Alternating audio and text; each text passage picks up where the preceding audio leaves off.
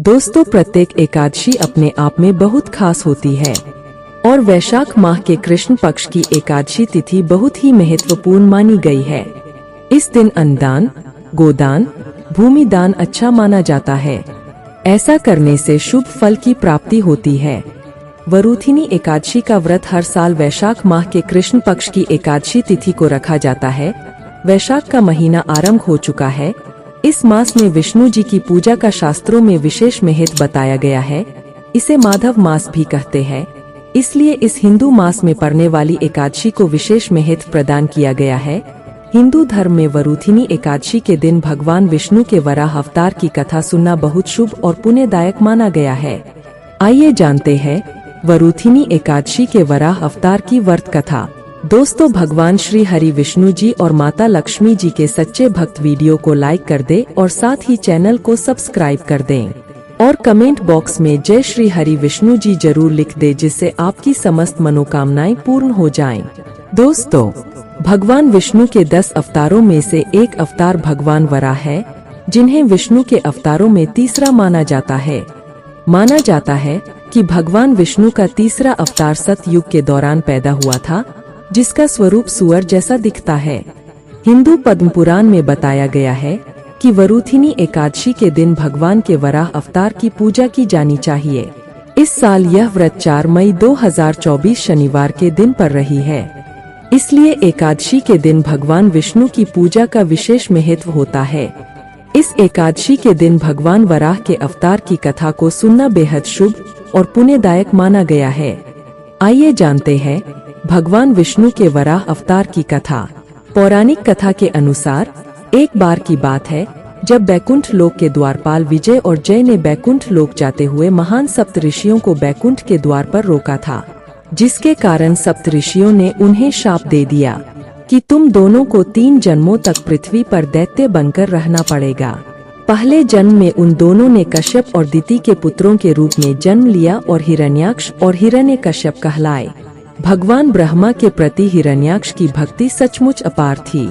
वर्षों की समर्पित पूजा के बाद उन्हें स्वयं भगवान ब्रह्मा से एक शक्तिशाली वरदान मिला कि कोई भी प्राणी, दिव्य या नश्वर, कभी भी उनकी मृत्यु नहीं कर सकता। फिर क्या था, दोनों ने सभी मनुष्य को बहुत अधिक परेशान करना शुरू कर दिया और पशु पक्षी, मनुष्य, देवताओं पर बहुत अधिक अत्याचार किए। हिरण्यकश्यप और हिरण्याक्ष का अत्याचार धरती पर बढ़ता जा रहा था। हिरण्याक्ष ने यज्ञ आदि कर्म करने पर लोगों को डराना धमकाना शुरू कर दिया। हिरण्याक्ष ने देवताओं पर कहर बरपाया और यहाँ तक कि इंद्र के दिव्य महल पर भी हमला कर दिया। देवताओं को अपनी सुरक्षा के लिए भागने और पृथ्वी के भीतर छिपी गुफाओं में शरण लेने के लिए मजबूर होना पड़ा। एक दिन हिरण्याक्ष घूमते हुए वरुण की नगरी में जा पहुंचा। दृढ़ संकल्प के साथ उसने वरुण देव को युद्ध के लिए चुनौती देने का साहस किया। वरुण देव बोले कि अब मुझमें लड़ने की क्षमता नहीं है, तुम जैसे बलशाली वीर से लड़ने के योग्य अब मैं नहीं हूँ। हिरण्याक्ष को यह विश्वास दिलाना शामिल था कि उसके लिए एकमात्र योग्य प्रतिद्वंद्वी कोई और नहीं बल्कि स्वयं भगवान विष्णु थे। तुम्हें विष्णु जी से युद्ध करना चाहिए। इस प्रकार हिरण्याक्ष को शक्तिशाली देवता के साथ भीषण युद्ध में शामिल होने के लिए मजबूर होना पड़ा।